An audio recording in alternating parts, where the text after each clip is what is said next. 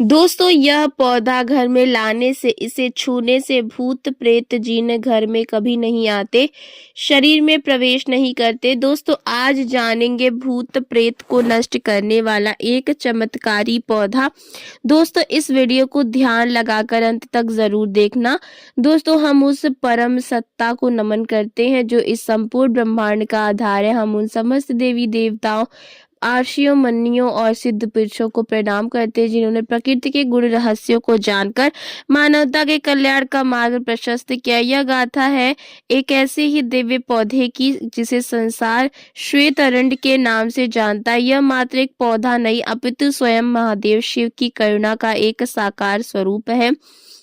प्राचीन काल में जब युगों का आरंभ हो रहा था, पृथ्वी पर जीव जंतु, मनुष्य और नाना प्रकार की वनस्पतियां अपना स्थान ले रही थी। उस समय जहां एक और देवग धर्म की स्थापना में लगे थे, वहीं दूसरी ओर आसुरी शक्तियां, नकारात्मक ऊर्जा और सूक्ष्म लोगों के अनिष्टकारी तत्व भी सक्रिय थे। यह नकारात्मक शक्तियां, जिन्हें प्रेत, पिशाच और भूत कहा गया है, मनुष्यों के सूक्ष्म शरीर पर आघात करती है, उन्हें भयभीत करती है और उनके जीवन में बाधाएं उत्पन्न करती है। ऋषि मुनि जो घने वनों में तपस्या करते थे, वे अपनी तपस्या के बल से तो सुरक्षित थे, परंतु सामान्य गृहस्थों की पीड़ा से अत्यंत दुखी थे। मनुष्यों को केवल शारीरिक व्याधियां ही नहीं अपितु मानसिक और आध्यात्मिक बाधाएं भी सता रही थी। विशेषकर वे आत्माएं जो अतिरिक्त थी या तामसिक प्रवृत्तियों की थी, वे जीवित मनुष्यों को बहुत कष्ट देती थी। ऋषियों की तपस्या और महादेव की करुणा इस विकट समस्या का समाधान पाने हेतु समस्त बड़े ऋषि महर्षि, अंगिरा महर्षि, भृगु महर्षि, अत्रि और अन्य एकत्र होकर हिमालय की एक गुप्त कंधरा में एकत्रित हुए। उन्होंने देखा कि आसुरी शक्तियां और प्रेत बाधाएं मानवता को धर्म के पथ से विचलित कर रही हैं। तब उन सभी ने मिलकर परमपिता परमेश्वर महादेव शिव की घोर तपस्या आरंभ की। उनकी तपस्या सहस्त्रों वर्षों तक चली। वे केवल वायु और सूखे पत्तों पर निर्भर रहे। उनके तप के तेज से त्रिलोक प्रकाशित होने लगा। अंततः जग के कल्याणकर्ता आशुतोष भगवान शिव प्रसन्न हुए। उन्होंने अपना पिनाक धारण किया और जटायुक्त में चंद्रमा और गंगा को लिए हुए उन ऋषियों के समक्ष स्वयं को प्रकट किया। महादेव की दिव्य आभा से संपूर्ण हिमालय कांप उठा। ऋषि ने अपनी आंखें खोली और अपने आराध्य को समक्ष पाकर दंडवत प्रणाम किया। उनकी आंखों से आनंद के अश्रु बहने लगे। भगवान शिव ने अपनी गंभीर वाणी में कहा, हे महर्षियों, हम आपकी तपस्या से अत्यंत प्रसन्न है। आपकी तपस्या का उद्देश्य जगत का कल्याण है। बताएं, आप क्या चाहते हैं? ऋषियों ने हाथ जोड़कर विनती की, हे प्रभु, हे भूतनाथ, आप तो स्वयं भूतों के स्वामी हैं। हम देख रहे हैं कि पृथ्वी पर मनुष्य शारीरिक रोगों के साथ साथ अदृश्य बाधाओं, प्रेत और पिशाचों के भय से अत्यंत पीड़ित है। वे आपके द्वारा बनाए गए धर्म के मार्ग पर चल नहीं पा रहे हैं।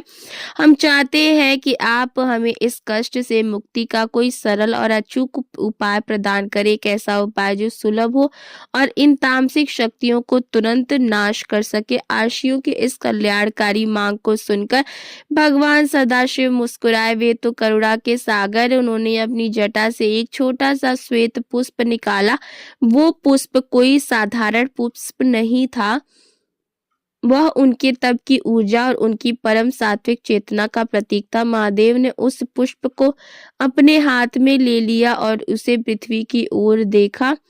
उन्होंने कहा, हे महर्षियों, यह संपूर्ण प्रकृति मेरी ही शक्ति का अंश है। इन तामसिक शक्तियों का नाश करने के लिए मैं अपनी सात्विक ऊर्जा का एक अंश पृथ्वी को प्रदान करता हूँ। ऐसा कहकर उन्होंने वह दिव्य श्वेत पुष्प पृथ्वी पर एक पवित्र स्थान पर गिरा दिया। जिस स्थान पर वह पुष्प गिरा, वहां की भूमि में एक दिव्य कंपन हुआ और देखते ही देखते उस स्थान से एक अद्भुत पौधे का अंकुरण हुआ। यह पौधा अन्य सभी पौधों से भिन्न था। इसकी तना, शाखाएं और पत्ते सभी एक दिव्य श्वेत आभा थी। इसके पत्ते बड़े बड़े और सुंदर थे।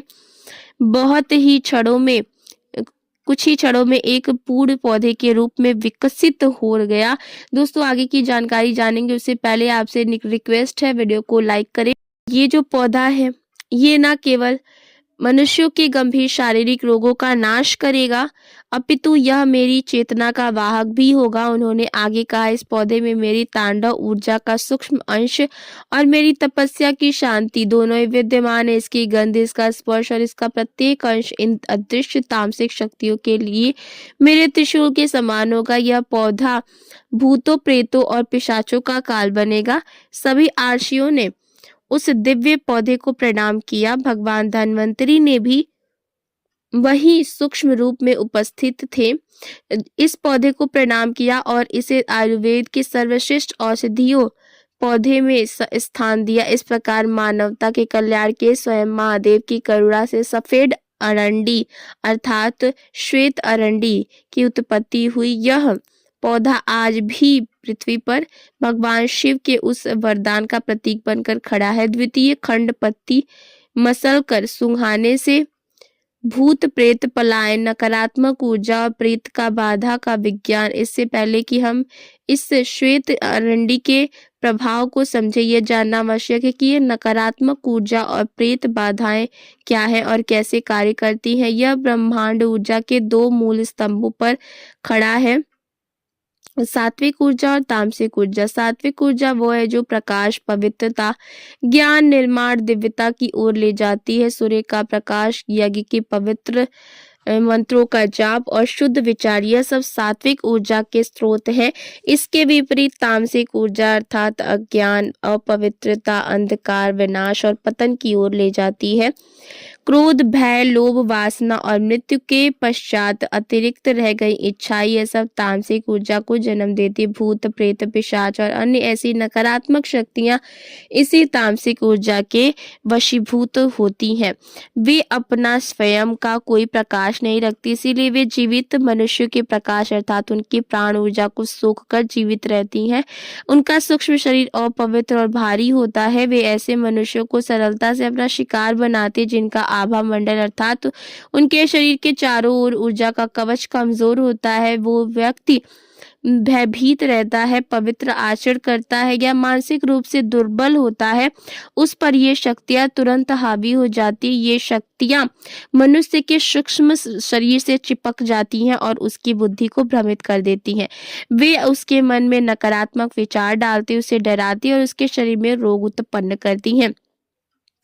यह पौधा पृथ्वी पर सात्विकता का एक शक्तिशाली स्तंभ है, एक सात्विकता का भंडार। श्वेत अरंडी का प्रत्येक अणु परम सात्विक ऊर्जा से भरा हुआ है। यह निरंतर आपके आसपास के वातावरण से नकारात्मकता को सोखता है और उसे शुद्ध करता है। दो शिव ऊर्जा का तेज, इसमें भगवान शिव के तीसरे नेत्र का सूक्ष्म तेज अर्थात अग्नि तत्व भी है। यह तेज ही विनाश का प्रतीक है जो अज्ञान और अंधकार का नाश करता है। 3 शुद्ध गंध, इस पौधे का जो गंध है वो मात्र एक भौतिक गंध नहीं है, यह इसकी दिव्य सात्विक ऊर्जा की अभिव्यक्ति है। यह वह गंध है जिसमें शिव का आशीर्वाद समाया हुआ है। गंध मात्र से पलायन का रहस्य, जब किसी प्रेत बाधक व्यक्ति के समक्ष श्वेत अरंडी की पत्ती को मसला जाता है तो एक बहुत तीव्र आध्यात्मिक क्रिया होती है, एक ऊर्जा का विस्फोट। पत्ती को मसलने की क्रिया उस पत्ती में संचित दिव्य सात्विक ऊर्जा को तुरंत मुक्त कर देती है। यह ऊर्जा एक विस्फोट के समान उस वातावरण में फैल जाती है, विशेषकर उसकी गंध के माध्यम से।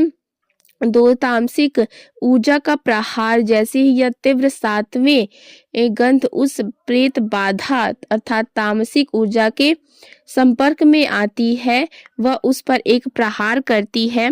यह ठीक वैसा ही होता है जैसे घने अंधकार में अचानक सूर्य का उदय हो जाए या उबलते हुए तेल में पानी की कुछ बूंदें डाल दी जाए। यह गंध उनके लिए किसी साधारण गंध जैसी नहीं बल्कि हजारों बिच्छुओं के डंक या पिघले हुए शीर्ष के समान कष्टदायी होती हैं। भ्रम का नाश, यह शक्तियां मनुष्य की बुद्धि पर भ्रम का जाल डालकर रखती है। श्वेत रंग की जो गंध होती है शिव चेतना से युक्त है, उस भ्रम के जाल को छिन्न भिन्न कर देती है। उस प्रेत को अपना वास्तविक तामसिक स्वरूप देखने लगता है और वो भयभीत हो जाता है।